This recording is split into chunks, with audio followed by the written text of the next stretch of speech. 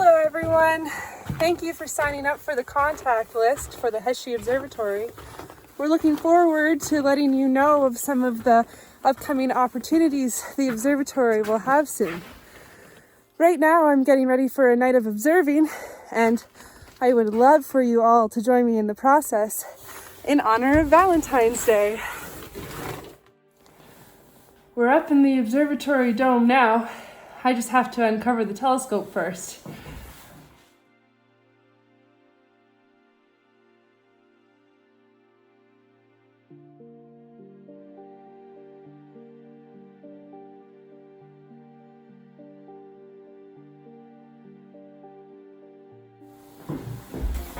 And we should be good to go soon.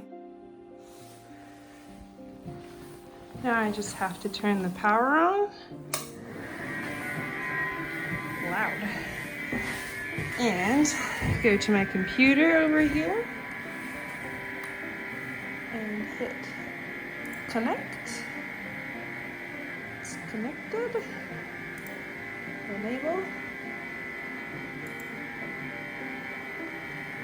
And there we go, we're connected. Now I have to home them out first, so you guys will all get to see its little homing dance.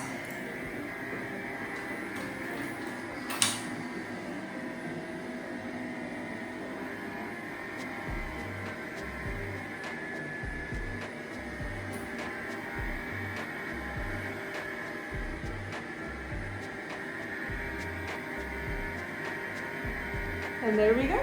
So now it's home. Tonight we'll be looking at a star cluster called M34. So to do that, I just have to find it on my map here. It's right there, M34. And when I hit go to, the telescope will go.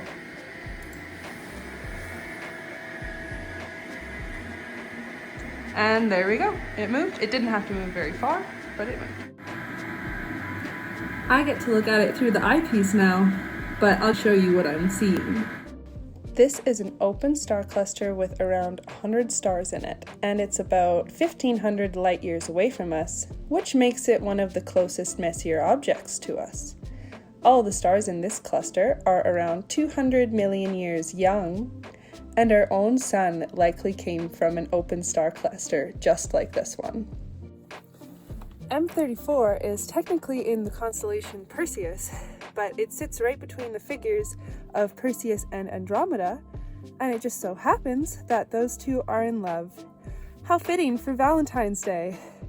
Their story originates from Greek mythology and begins with another constellation we can see in the shape of a W called Cassiopeia. Cassiopeia was the queen of Ethiopia as well as Andromeda's mother, and she was in love with herself. She thought she was so beautiful, and she always boasted about herself. But one day she said that Andromeda, her daughter, was more beautiful than the sea nymphs that Poseidon had created. And this, of course, upset Poseidon very much so. So he sent a horrible sea monster to attack their kingdom, and said the only way to get rid of the sea monster would be to sacrifice Andromeda to it. Kind of an overreaction in my opinion. But Andromeda was chained up and left for the sea monster. That is when our hero, Perseus, comes into the story. He had just been on another quest, defeating Medusa, so he was carrying her head. And if you guys know Medusa, she has snakes for hair and can turn people to stone if you look in her eyes. So that was very helpful for him because he saw poor Andromeda all chained up with the sea monster approaching, and he stepped in at the right moment and used Medusa's head to turn the monster into stone and rescued Andromeda in the process. And the two immediately fell in love and got married and lived long, happy lives, and at their deaths, they were placed in the stars so that they can always be together forever. Isn't that a beautiful ending to a crazy story? You'll be able to see the three constellations I talked about this evening tonight. They start the night almost straight above us and move towards the west and then the north as the night continues. look for the W shape of Cassiopeia in the northwestern sky tonight, and below it are the two constellations of Perseus and Andromeda. If you have trouble finding them, I'd recommend using a stargazing app, and there are a few free ones out there like Night Sky or Skyview. I'm going to continue on observing now, but thank you for joining me this evening. I hope you enjoyed the love story in the stars, and I hope that you all have an amazing Valentine's Day.